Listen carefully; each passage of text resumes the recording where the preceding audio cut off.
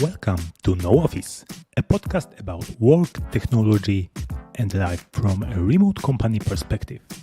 In Nozbe, we believe that work is not a place to go. It is a thing that you do. That is why since 2007, we run our company 100% remotely. In Nozbe, there is no office. The No Office podcast is sponsored by Nozbe Teams, a to-do app that helps modern teams do great things. Go to nozbe.com to learn more. Don't cram 20 people on Zoom. Fluorescent lighted office all day long. You probably are going to work from home. Hello, welcome everyone to this 20th episode of No Office FM, No Office podcast. I'm Michael Sliwinski, and today I have a very, very special guest. Today is my birthday, and I have a very special guest because of that. I have my mentor, my longtime, business guru, Michael Hyatt. Hey, Michael, happy birthday. Thank you so much. So today people will have two Michaels on the show. So and this is our first, and these two Michaels are inaugurating the live version of the podcast because we've been recording No Office FM for the last 20 episodes. It was just audio podcast. Now it's also a live show on YouTube. So Michael, you're being a trailblazer right now. Well, I understand this is like the first English version of it live? Yep. Yeah, it is. We're recording the Polish version every 2 weeks and then English version every 2 weeks. But we kind of were afraid because we're not native speakers to just, do the live show in English. But we decided, let's go with it.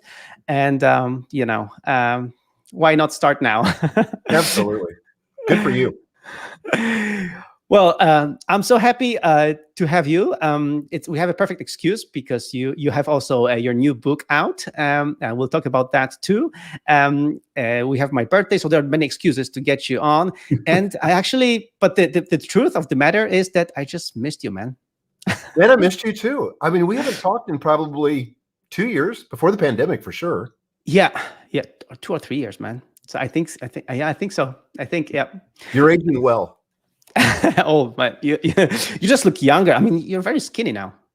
I have lost some weight. Yeah, I lost 20 pounds since the first of the year. And yeah, I feel great. Thank you. It seems like you're just getting younger and I'm getting older. We'll meet in the middle.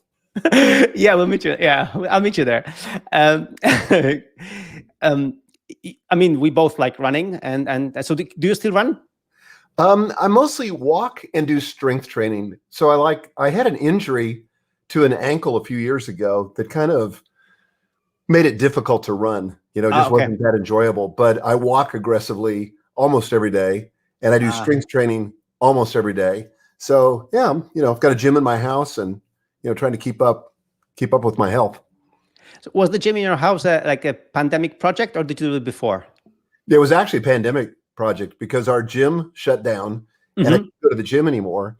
And so, we're empty nesters and we've got this big house. We had an empty room that we weren't using. And I said, let's just put a gym in there. My wife said, yeah, great idea. So that's what we've done. And we love it. Yeah, that's great. That's great. That's the thing. So one of the themes of this episode will be work-life balance or trying to figure out the as you mentioned, the double win, right? So right.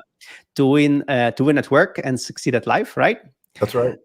So your book is just out. When was the launch?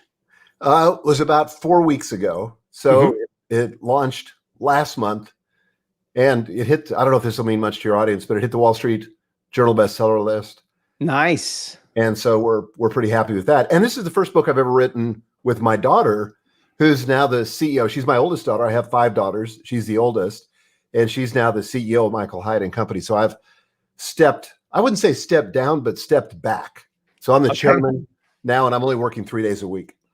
So this I remember. I remember when we talked, 2 or 3 years ago, you told me that your company is called Michael Hyatt and Company, which basically means you. And you told me that you were trying to figure out a way not to be just all about you anymore, and this was like, this is what I remember. And then you had some, ideas in the pipeline. I think you didn't still know if or the planner was already picking up the full focus planner.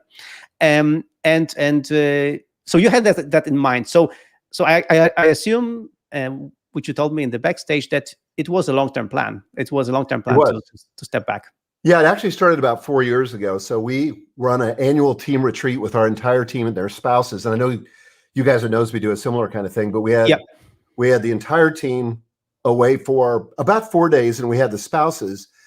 And we try to include the spouses in as many of the sessions as we can so that they feel, like they're a part of the company and can participate and have a voice in it.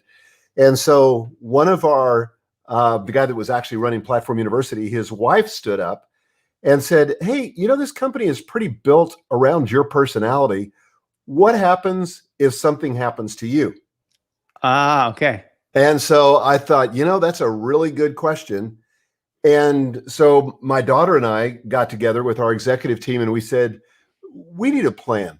I think that, I've been part of companies where succession didn't work that well, where either the founder didn't want to give it up, or he didn't want to transition, or, whatever reason. But we decided we want this to be a really good transition because I want the work to go on. After I'm gone, I want the work to go on. So what we did was we came up with a plan, and it was a plan that we announced a year later at the next annual retreat. We said to the team, we said, hey, look, I'm going to step back on January the 2nd, 2022.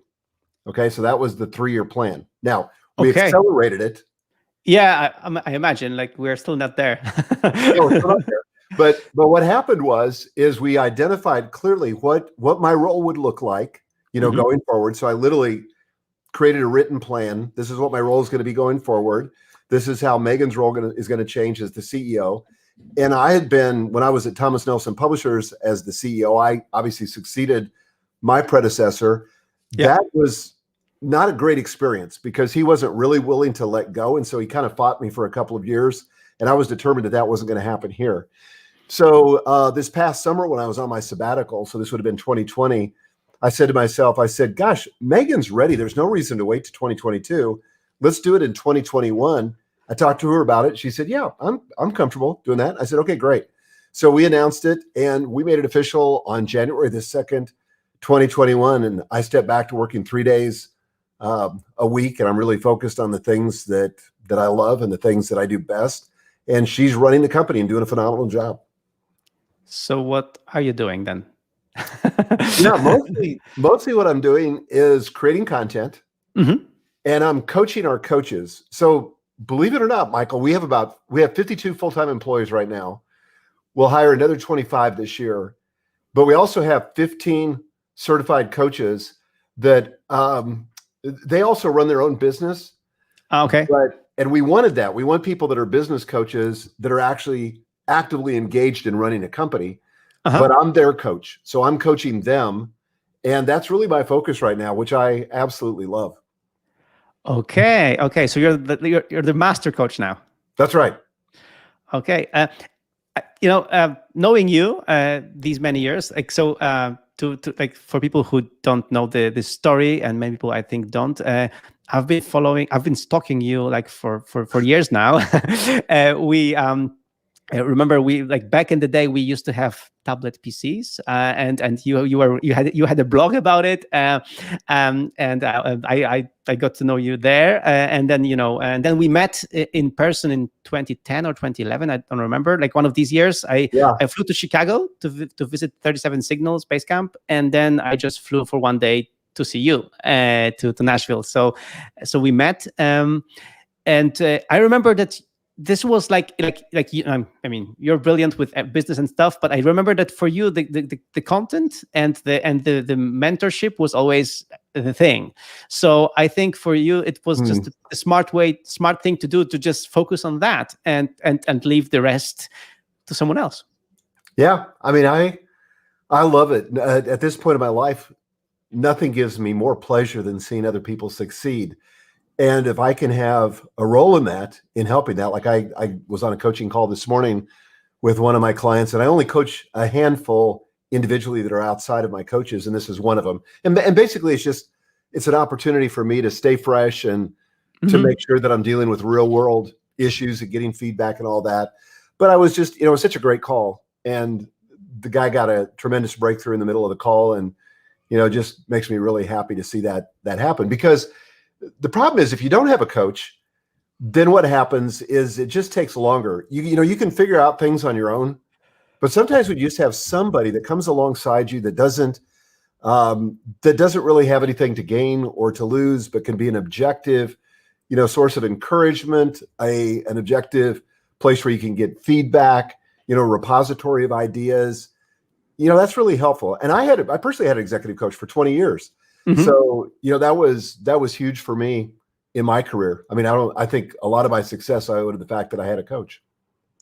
Yeah. So the thing was that I never understood that. Like on one hand, I did, because I have a tennis coach, and I've been playing tennis for the last 3 years.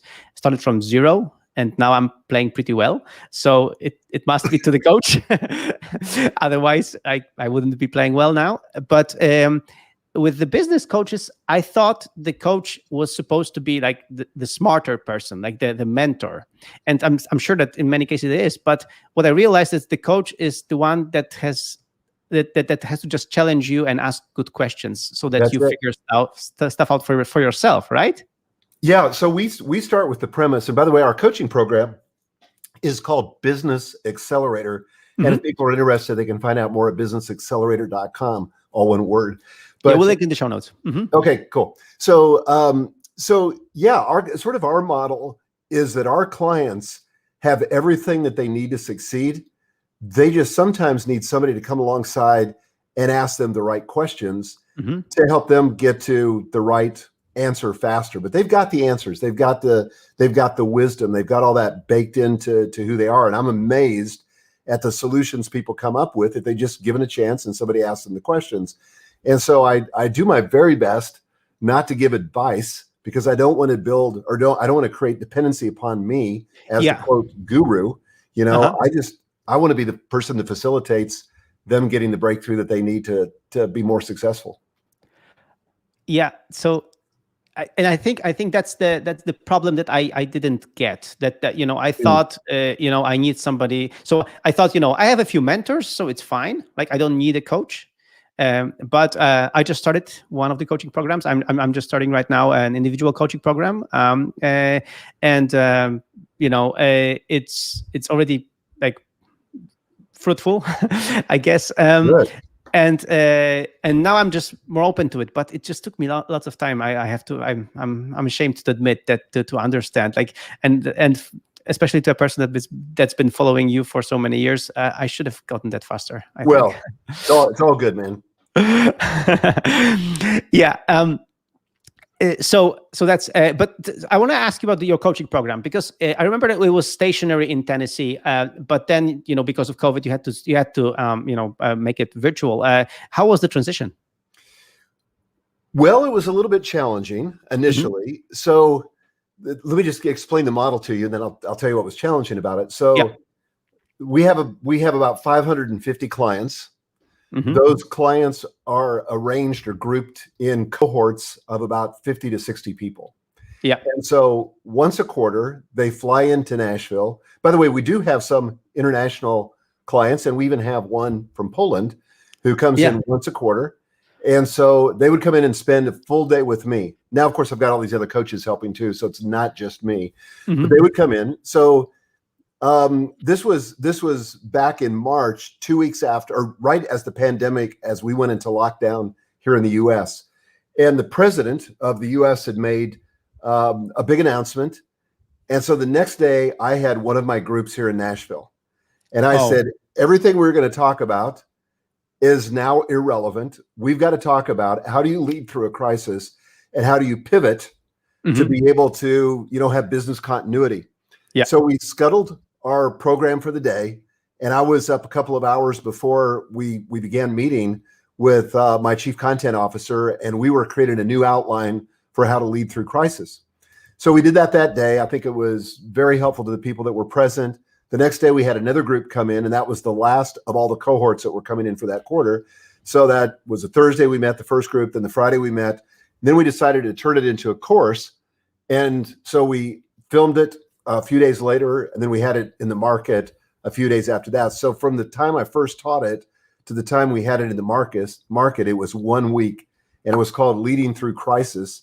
Yeah. And it did tremendous. And we had to pivot our business. So we had to go from an in-person model to a virtual model. And we're just now getting back to in-person. But honestly, 2020 was our best year ever. It was the biggest year we'd ever had.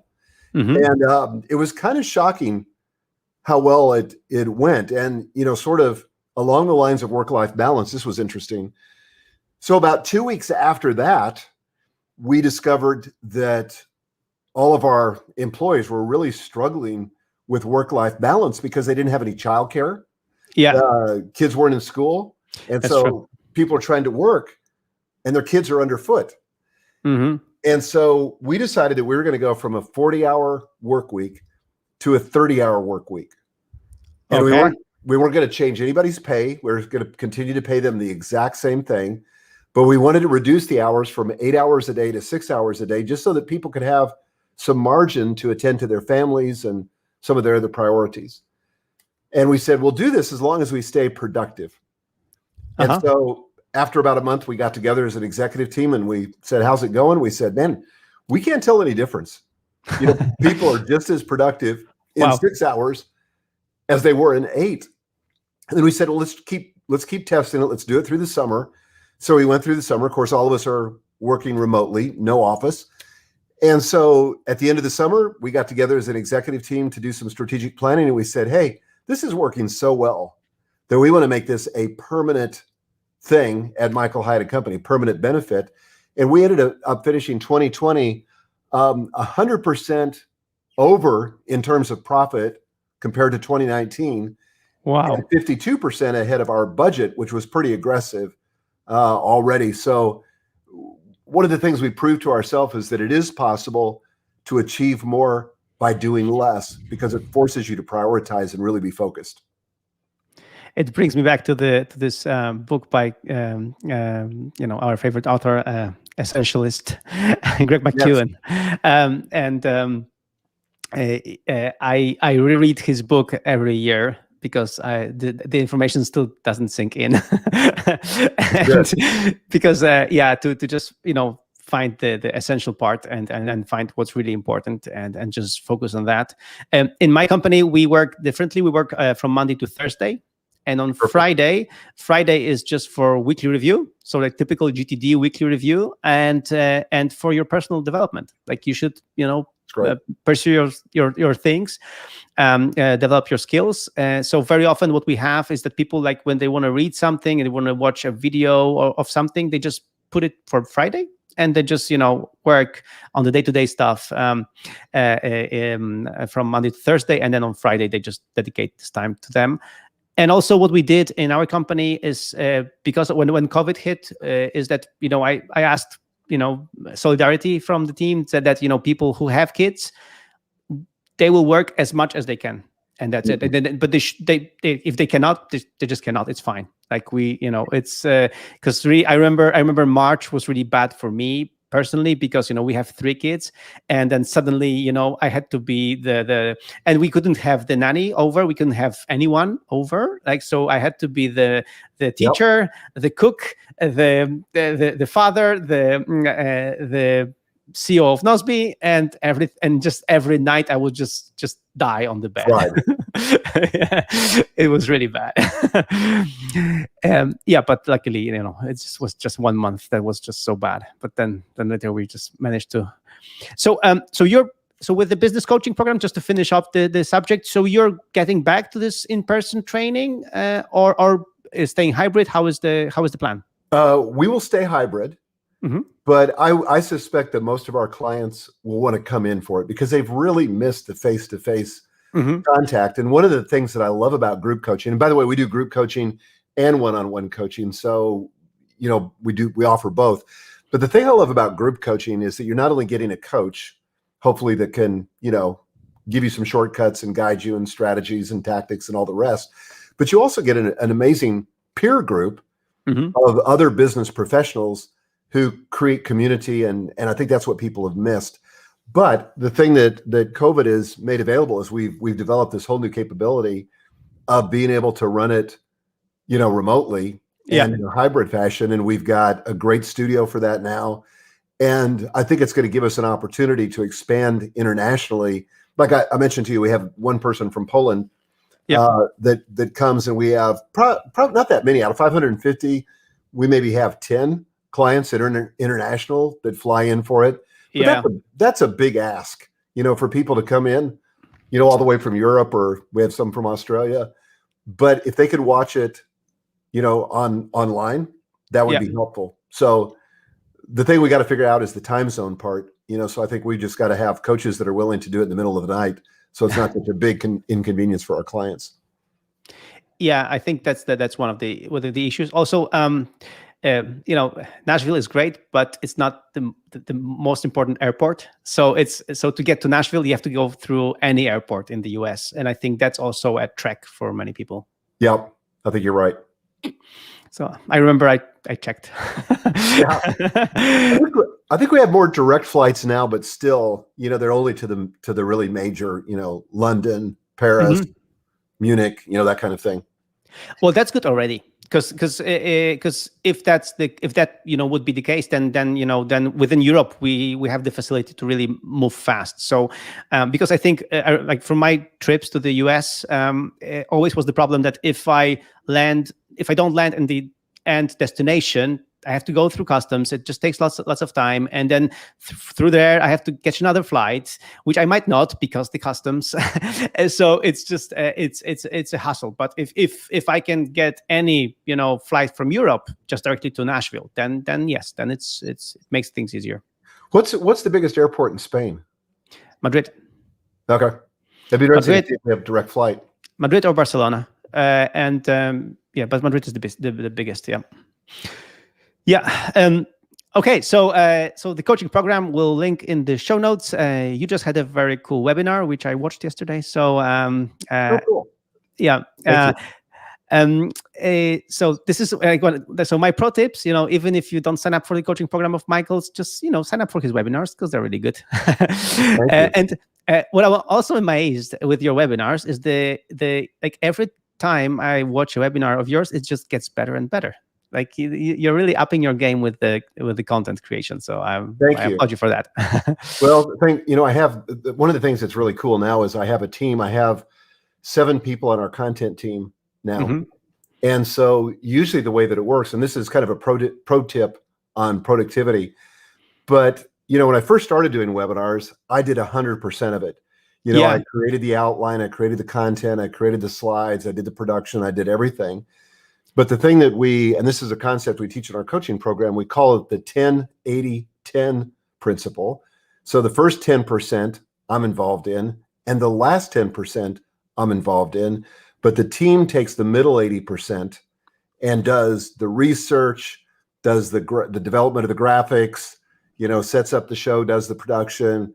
So I don't have to be as involved. And because of that, it's better because there are people that do the deep dive on the research, that interview our clients, that do all that stuff that I didn't have time for. So a lot of the reason they're better is because I have more people involved, which gives me, more capabilities. So we're right now preparing a course webinar on working remotely, because we want to explain to people that how they should change their habits right now that we are very often remote, that people are not in the same physical space all the time. How to do meetings creatively, because before the COVID, everybody was looking at me like I'm a unicorn, that we can have meetings and can be creative without me being in the physical office with other people. So we are doing a course on this, and for that we have a new videographer, and he created the slides for this, and based on content I wrote. And I have to tell you, I was really embarrassed that my team said, Michael, your slides were always not so good, and these slides are so much better. I'm like, come on. I put so much heart into my slides. I know, but I think, to lead really at a higher level, it takes humility, because Right? you have to realize that you're not good at everything. And I think for me, it's been a journey of realizing, that I'm only good at a few things.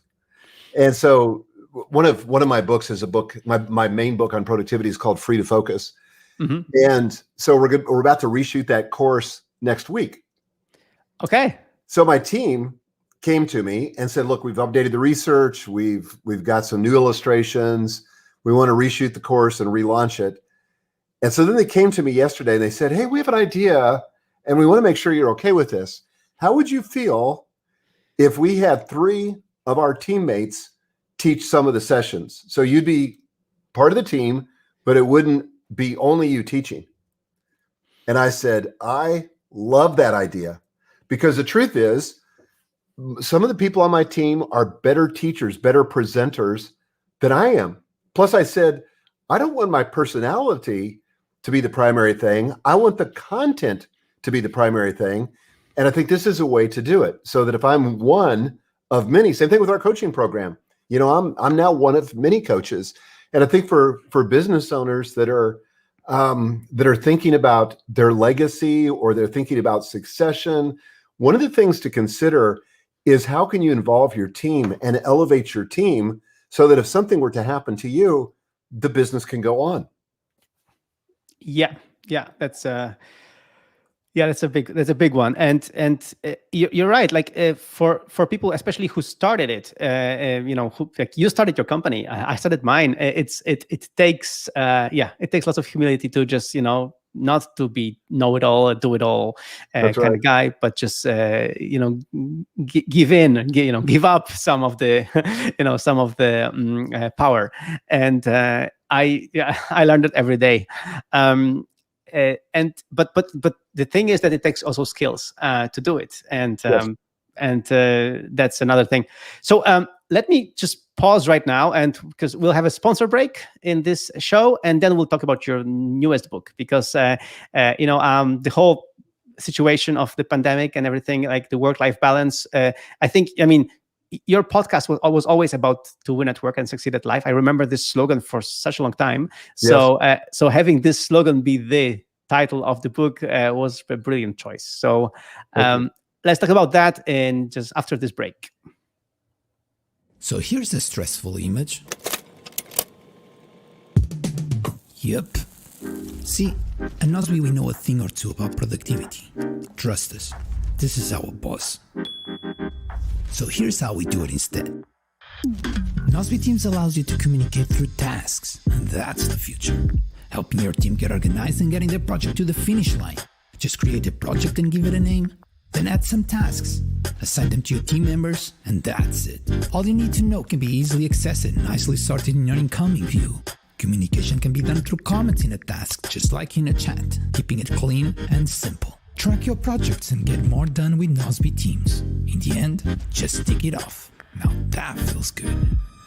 Nozbe Teams helps your business succeed where so many have failed by making communication and task management throughout your teams as easy as it gets. Sign up for a free account at nozbe.com and change your business today.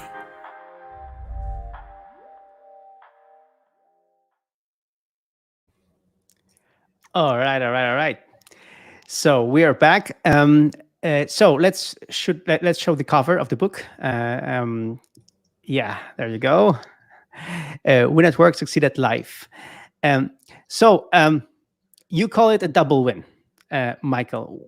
I think this is the holy grail of everything. Like, to have this balance or balancing act to be able to to be great at work and be great at life.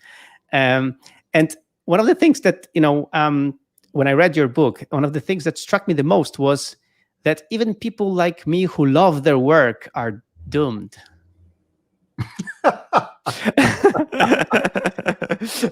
Well, yeah, I think a lot of people, most of my clients, most everybody I know feels like they're facing what we call in the book the impossible choice. You can win at work, go all in on work, and really kill it. And that's kind of the position that people like Elon Musk advocate. Work 80 to 100 hours a week on your business and forget your personal life, forget your health. You can't have both. Or there are people that think, gosh, I don't want to sacrifice my health or my family. It's too important. So I'm going to pump the brakes on my ambition and really focus on my personal priorities. And we think it's possible to do both. Can I tell you the story that I use in the opening of the book? Yeah. Okay. So this was about 20 years ago, and I had come into Thomas Nelson Publishers. And for those who are listening to this that don't know, Thomas Nelson Publishers at the time was the 7th largest book publisher in the US, one of the largest publishers in the world. And I was asked to become the general manager for one of the 14 book publishing divisions that we had. So this one division was dead last in every significant financial metric. So we hadn't grown in years. We were losing money. Morale was terrible. And so the CEO asked me to come in and try to turn it around. So he said, how long is it going to take you to turn this division around? And Michael, I didn't actually have a clue, but I get it. And I said, I think it'll take about 3 years. And he said, well, that's kind of what I was thinking. So have at it. So I kind of cobbled together a few ideas, a vision for what I thought we could do together. I went back to the team and, tried to inspire them. And we rolled up our sleeves and got hard at work. And we were able to turn that division around, not in 3 years, but in a year and a half. We went from number 14 to number 1 in terms of revenue growth. We were the fastest growing division in the company. We went from number 14 to number 1 in terms of profitability. We were the most profitable division. And as a result of that, I got this big, fat bonus check, additional compensation. It was more than my annual salary. Wow. And I was so excited. I couldn't wait to get home and share it with my wife, Gail. She's always been my biggest cheerleader. I knew she would be enthusiastic, and this would kind of validate all the hard work because I had given up weekends. I was working often at nights. I had foregone vacations just to try to turn this division around. So I went into the house. I found Gail and I showed her this check. I held it up and I was all excited about it. And she wasn't that excited. In fact, she said to me, she said, we need to talk. And I thought to myself, that doesn't sound so good. So we walked into our den and sat down, and she said, look, I got to be honest. And she kind of started to tear up a little bit. And she said, the truth is you're never home. She said, I appreciate all that you've done for us. I'm grateful and I love you dearly, but you're never home. And even when you are home, you're not really present. You're not fully present. Your head is somewhere else. And I wanted to be defensive, but I knew she was right. And then she said to me, your 5 daughters desperately need you right now. And I knew that was true. And then she started crying and she said, if I'm honest, she said, I feel like a single mom and I'm not sure how much longer I can hold on. Well, Michael, that killed me because I thought I had reached the pinnacle of success. But what I discovered in that moment was that it was a false summit. Mm-hmm. And I was faced with this impossible choice. I thought, okay, what am I going to do? Am I going to continue to work, as hard as I've been working because, my team needs it. I've made these commitments at work. Or am I going to put the brakes on and am I going to give really attention to my family because that's more important to me? And that's what kind of launched my quest. And it's taken, a couple of decades. But is there a strategy? Is there a third way that allows me to win at work and succeed at life? And this book argues that there is a way, but it takes some intentional, thoughtful planning in order to get there. Yeah, and I remember one of the reasons was this fact that it's just easier for us to focus on work, especially a work we like, because it's easier to find the win there. So let me tell you a story from my life. Every morning I have to wake up my 3 beautiful daughters and bring them to school. Every morning is the same struggle to put some clothes on, get the breakfast, get them in the car, And every morning is a struggle. Every morning they're unpredictable. Like some mornings they're perfect. Some mornings they're just unbearable. Like, and there is like they beyond my control. And with work, I can control. I can write a blog post. I can write some piece of content. I can design something. Interface for Nozbe. I know this. This gives me a level of control, and that's why I think many of us are just deciding to just. Let's go for the work stuff because it's just easier to do, right? Absolutely. It's measurable. The wins are clear. Yeah. We see short-term wins. We get praise. We get rewards. Yeah. We get accolades, but not so much at home. Kids are a long-term project. It's a marathon. And sometimes you feel like at home, it's 3 steps forward, 2 steps back. And it's uncomfortable. And so we naturally gravitate to where we're the most comfortable. And besides, work is often, when you're in a job you love, it's fun, right? Yeah. I love working. But, doing the kinds of things with the kids, especially when they're young, not always fun. Wasn't always my favorite thing, but it's important work. And so I think that to just become aware of that is helpful so that we're not seduced into this idea of spending all of our time at work. And I hate to pick on Elon Musk, but he's been the biggest, most vocal advocate of this 80 to 100 hour work week. But what a lot of people don't realize, he's on his 3rd marriage, and his 5 sons, by his own admission, don't talk to him. So, his great ambition is to get to Mars, but it looks like he's going to be by himself when he gets there. And I don't want that. I've been married for 43 years. My marriage is incredibly important. I have 5 daughters. I have 9 grandkids, and they all live within 20 minutes of me. And they're my best friends. I want to continue that, but that takes focus and attention and time given to them. It just can't be all work. Yeah, totally. So apart from the fact that, it's tempting to work, like what are the main like typical obstacles that impede us from getting this double win? Well, I think a couple of things, and the book is subtitled, and I think it's important for people to hear this. It's called subtitle is 5 Principles to Free Yourself from the Cult of Overwork. So one of the principles and one of the obstacles, sometimes we think that work is got to be the primary orientation for life. We absolutely make time for work. And if we've got time left over, we'll give attention to our health or our family or our hobbies, but work is the primary thing. And what we say in the book is, no, work is only one way to orient your life. But the fact is that life is multidimensional. You've got friendships, you've got your physical health, you've got your finances, you've got your hobbies, you've got your spiritual life, your intellectual life, all these different dimensions.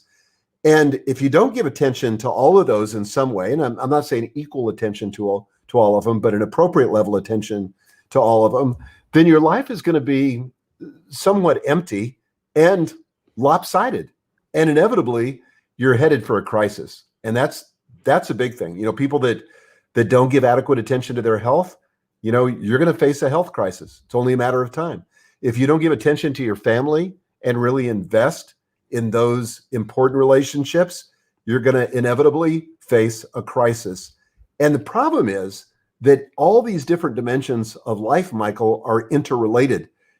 So if you're having problems in your marriage, that's going to distract you at work. You're going to be thinking about your marriage when you should be focused on your, what you're trying to create at work. And conversely, if you have problems at work, that could back up into your health. It could back up into your most important relationships. But there's this interplay between all these different areas of our life. And that's why it's critically important that we give the proper amount of attention and focus to each one of these dimensions. I was listening to the audiobook, and I recommend the audiobook actually because it's being read by both of you. So by you and by Megan, your daughter, and the CEO of your company. And for me, this is like brilliant because like you have two people. So the book doesn't get boring. I mean, the content is great, but with two vocalists, it's just even more exciting. And especially, her voice is so different than yours, so it's really good. So the audiobook is really, really cool. Thank you.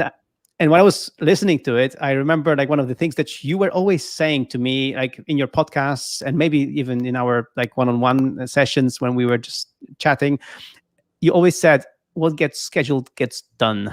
And and I like, when you said that in the book, I was like, oh, okay, so Michael couldn't help himself, but he's right. And one of the things, like one of the tips that you mentioned, like, scheduling things also outside of work, scheduling date nights, scheduling, it's whenever I say this to anyone, propose this, they're like, but this is boring. You schedule a date night.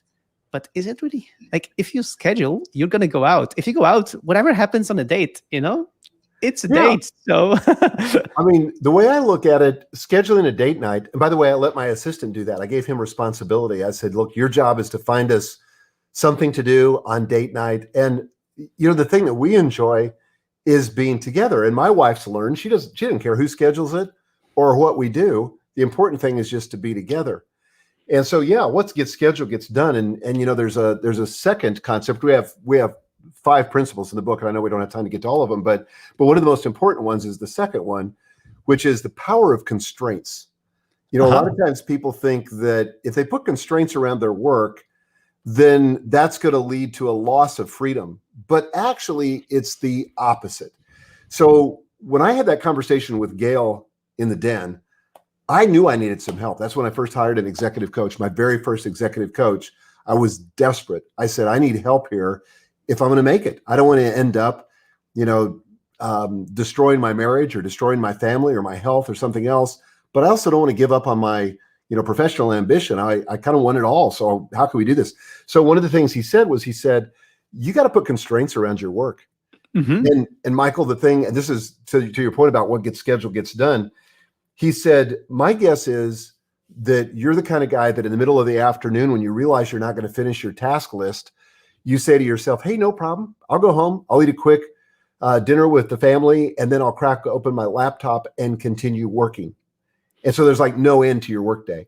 Or you're the kind of guy that gets to Friday and you haven't finished your task list for the week, and you say, no problem. I can work Saturday morning. I can work Sunday afternoon, whatever. He said, are you also the kind of person that instead of taking a real vacation, you use that time, you get up early before the family gets up on vacation so you can work on that project that you haven't been able to get to at work? I said, guilty as charged. That's exactly me.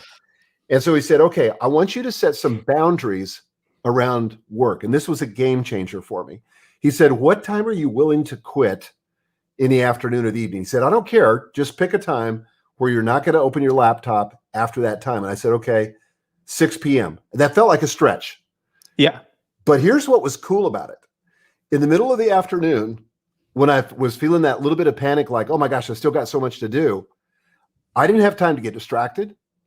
I didn't have time, to get involved in frivolous conversations. No, I had to focus. I had to double down on my to-do list if I was going to finish, because I had made the commitment to him and made the commitment to my wife that I would finish work at 6 p.m. And here was the kicker. He said to me, because you're making this commitment and because I want it to stick for you, he said, do I have your permission to call Gail about once a month and check in and see how you're doing?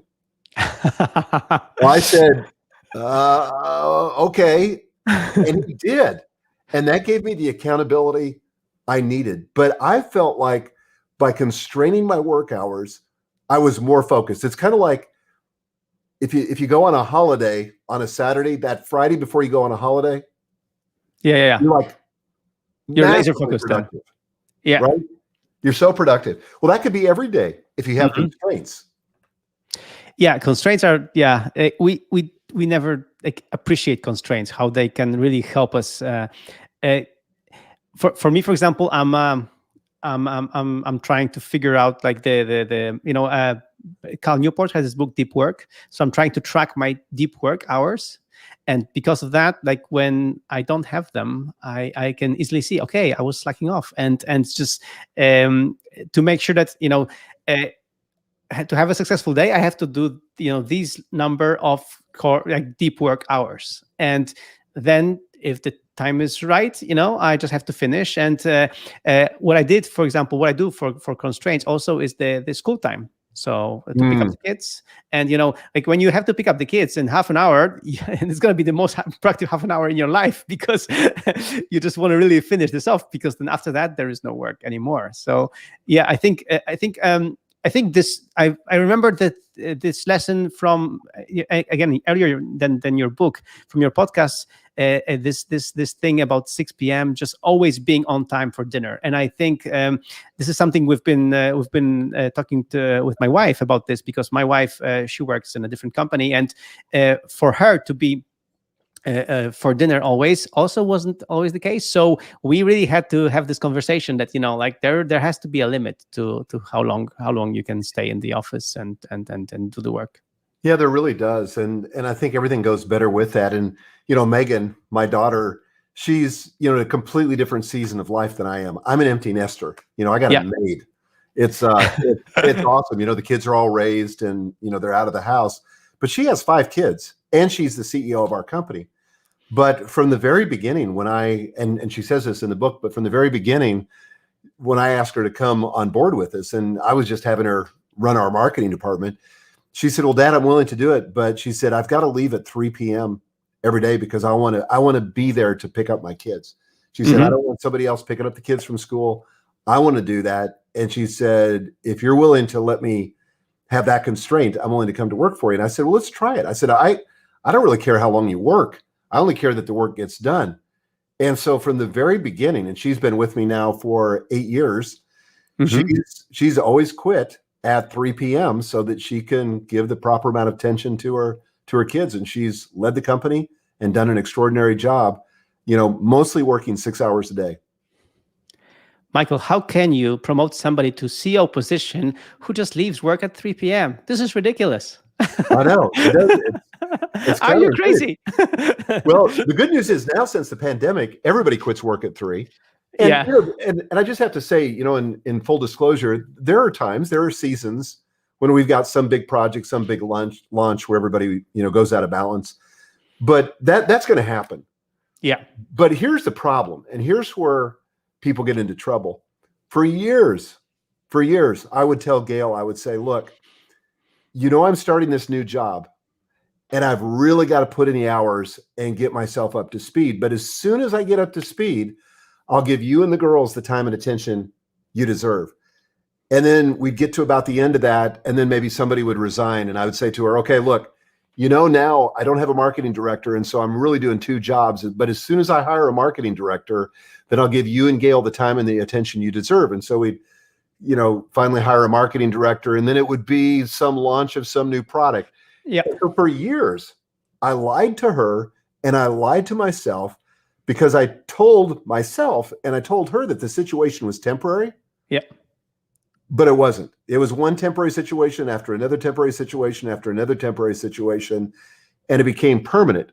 So my advice to people is that if you're going to have to go out of balance for a season, sit down with your spouse or sit down with your significant other and have a conversation and hold each other accountable, because it can't go on forever. You can handle it occasionally.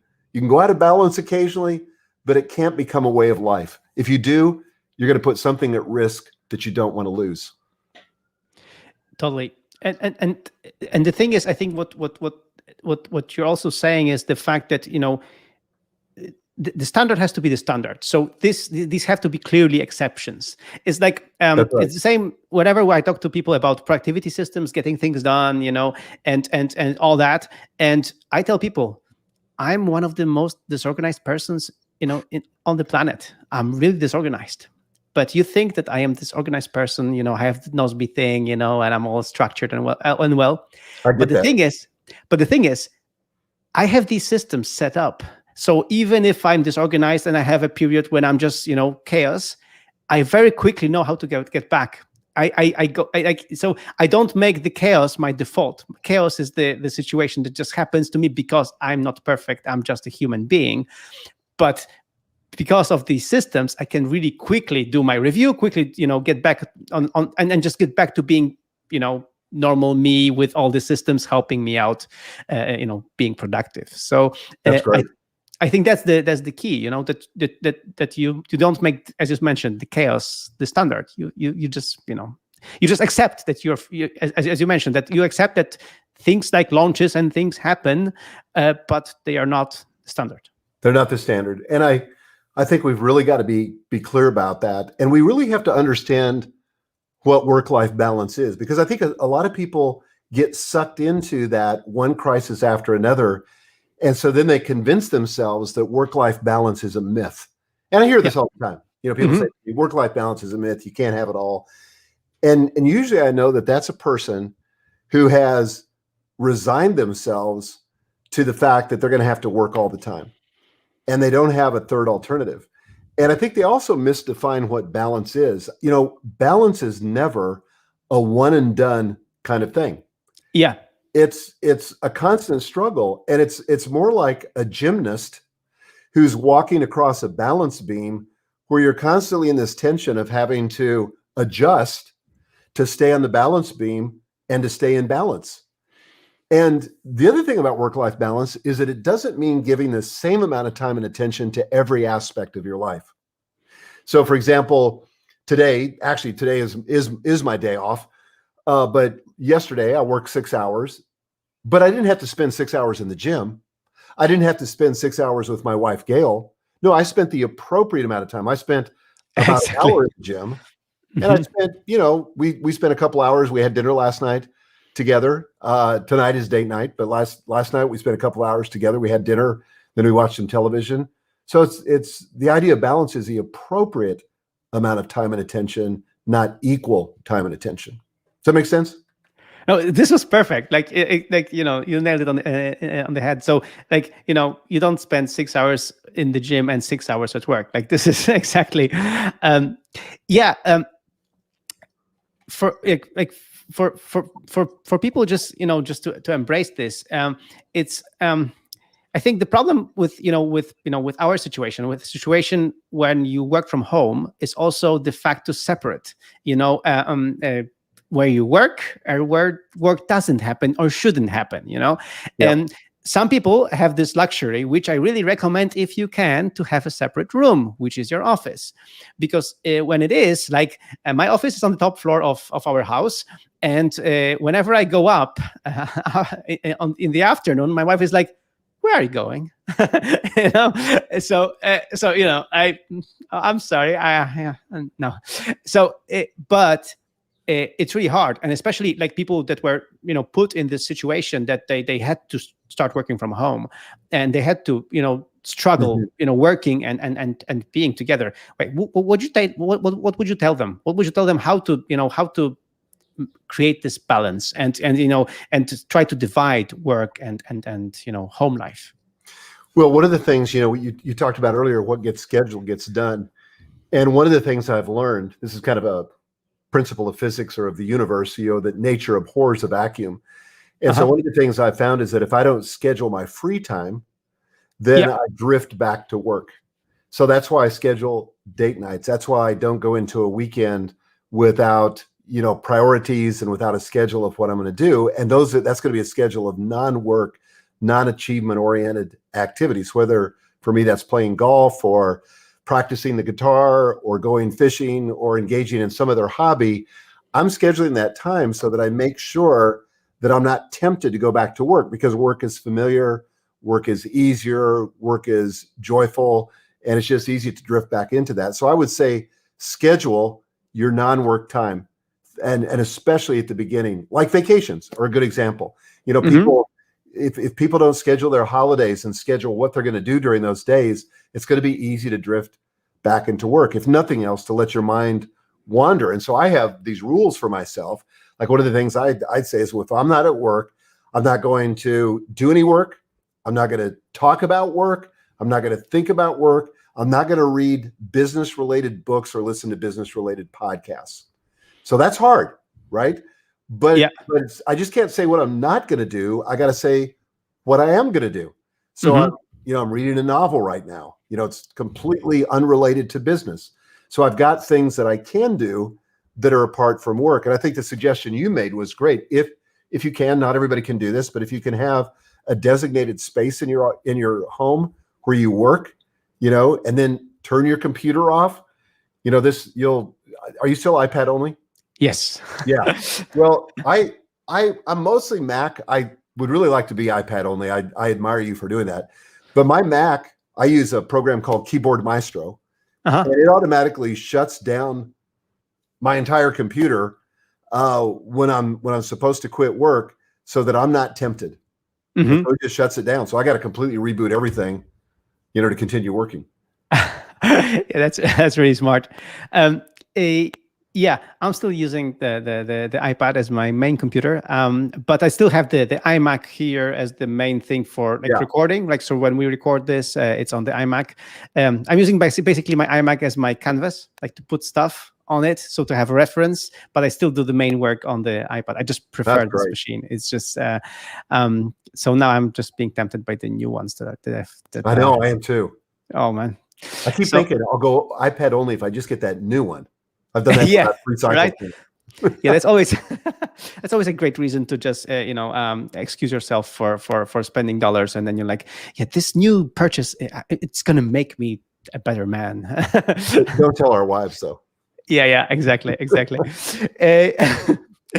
Yeah, so it works the same with with your latest productivity app or whatever. It doesn't make you better unless you actually put on the habits and create the structures, and also the same with iPad only. If you don't start really using the iPad apps and leveraging them for your work, you will not be able to be iPad only just because you have the latest and the fastest iPad. So it works on all these fronts. So we are going to wrap up this call, and it was great having you here. Michael, one last thing I wanted to ask you about before we finish off. So I remember that your company is remote friendly. So you have people working remotely, but you do have an office. You do have like a co-working space office. Right. So how does it work in practice with your team? Like, how many people do go to work, and how frequently? Like, how does it work? If you can tell us. Yeah, so we have a co-working space, and everybody's invited to work there, but nobody's required to work there. Mm-hmm. So typically the way that works, and we don't tell people they have to work there, they don't have to work there. It's just there for their benefit. We don't have any private offices. Mm-hmm. So usually, meetings, at least pre-COVID, and now we're starting to get back to normal here in the US. So I was just literally before I got on with you, I was at a meeting at the office. So we had a going away party for one of our colleagues who's leaving. So I went to that. But for meetings, or if people just want to work in an undistracted environment, it's a beautiful space, they'll go there. But I would say that most people will make an appearance at the office. Most of our people are local. Most of the people will make an appearance because they like the social aspect of it. Yeah. But we've gotten so good at Zoom, that there's, so much of it can be accomplished without getting physically together. So just to tell everyone and to brag, because we need the bragging rights, Michael and I were using Zoom before Zoom was popular. That's right. Back before it was cool. Yeah, I remember that you recommended Zoom to me on one of our calls, and you told me that Zoom is so much better than Skype. And then we started using Zoom, and 2-3 years before COVID. We should have bought the Zoom stock, when they went IPO. Tell me about it. So true. Because we knew how good it was, we should have done that. Only we don't. Yeah, exactly. Anyway, Michael, thank you so much for being today. We will link to the to everything that we mentioned on this show here, just below this show, also on YouTube, and also on the podcast. Especially Michael's coaching program, and also the book How to Win at Work and Succeed at Life, and and also Michael's website and everything, and full focus planner and everything else that we mentioned. So thank you so much, Michael, for being here, and thanks everyone who tuned in. And we have some cool comments here from people praising us and happy to see us together. So it's good. Maybe we can schedule another call in like a year or two, again. So I have Michael live admitting that he wants to talk to me again, so it's good.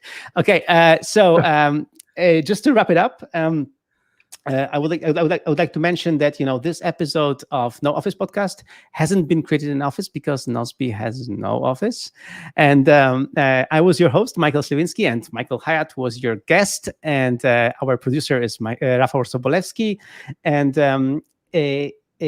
all the links will be at nooffice.fm/20 for the 20th episode. So very easy to check them out. And if you want to support us, sign up for a free account of Nozbe Teams and sign up your team, and you'll be more productive. And proofreading, Magda Błaszczyk, visuals, Marco Couto. Ewelina Przywara is responsible for promotion. She's on the backstage here, and the whole production process has been coordinated in a project in a Nozbe Teams app. And work, remember, work is not a place to go. It's a thing that you do. And if you do it, you want to have the double win, to win at work and succeed at life. Thank you. Don't cram 20 people on Zoom.